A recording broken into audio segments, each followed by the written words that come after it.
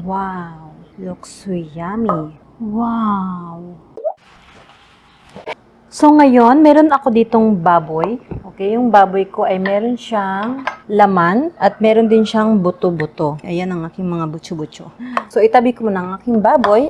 Buksan na natin ang ating apoy. Hayaan lang natin na mainit ang ating kawali. Then, magi-start na ako sa aking bawang. Dikdikin ko lang si bawang. Tanggalin natin ang balat. Then, liitin lang natin yung ating bawang. I-slice lang natin siya ng maliliit. So, yung aking kawali ay medyo mainit na siya. Hinaan lang natin yung apoy. Maglalagay lang tayo ng butter. Okay, ayan. Yung butter ko, ganun kalaki. So, hayaan lang natin na matunaw yung ating butter at itutuloy natin yung ating bawang. Liitin pa natin konti. Wow. Natunaw na yung butter natin, so pwede natin ilagay ang ating bawang. Okay, ilagay na si bawang. Lahat ng bawang. At haluin natin siya ng konti. Wow, daming butter. Yummy. So, ito, meron akong sibuyas dito. Hindi ko lang kung large to o medium. Parang medium size. Hiwain ko lang siya sa gitna. And then, yung kalahati, hiwain ko ng maninipis. Pag ganyan, maninipis. Then, next na natin doon. Ilalagay na natin yan dyan. At yung isa, hiwain ko naman ng maliit. Then, ilalagay na rin natin yan siya dyan sa kawali.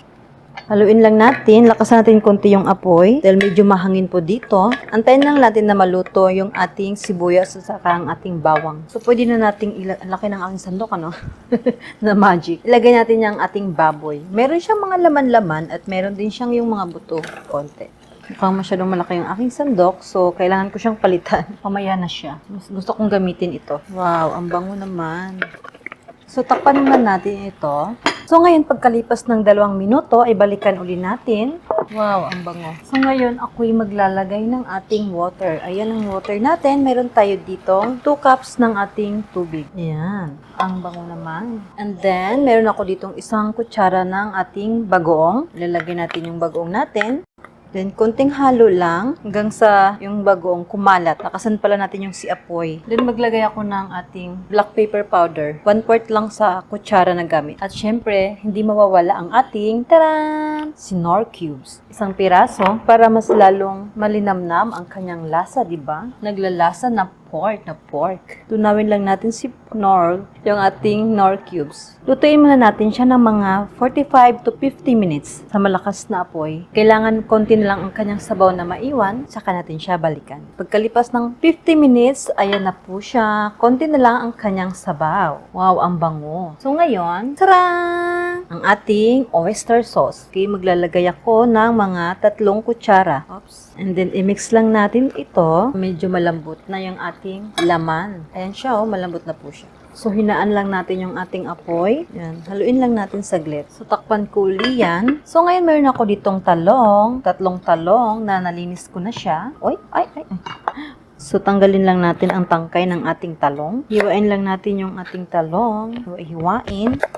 So, buksan muna natin ang ating kaldero, ang ating kawali. Looks so yummy naman talaga. Wow. Mahina na po yung aking apoy. Super hina. Itabi ko muna dito si talong. At meron ako ditong kalamansi, 3 piraso. Hanggang ito lang kalaki ang aking kalamansi. Lagyan natin ng kalamansi. Oops, merong nalaglag na 1 buto. Ay, nawala. Hey, where are you? Okay, I got you. Wow. Ang bango at ang sarap-sarap naman talaga. Si talong ay hihiwain na natin na pahaba. At ilagay na natin si talong dyan. Okay. So, habang inaantay natin yung ating talong na maluto, takpan ko muna siya. At lulutuin ko ng 5 minuto yung ating talong. Meron ako ditong kangkong sa aking harapan. Nahugasan ko na to siya ng bonggang-bongga. Kaya huwag kayong mag-alala. So, kailangan ko lang tanggalin ang mga dahon ng kangkong.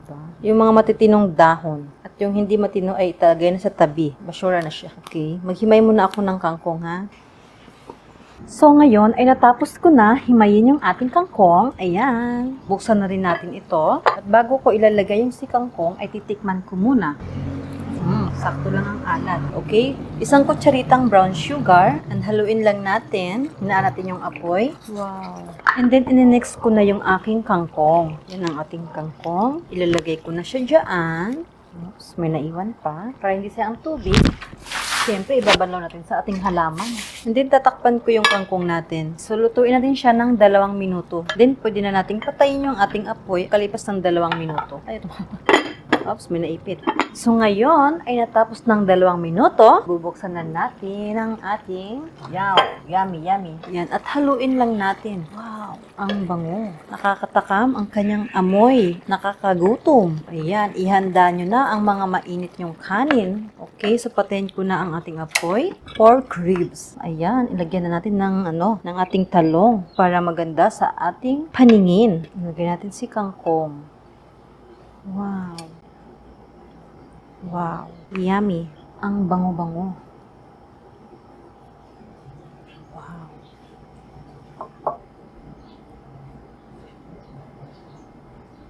Wow. Ayan. Salamat sa panonood ng aking mga video. Yung hindi pa nakapag-subscribe sa aking channel, ay pwede na po kayong mag-subscribe.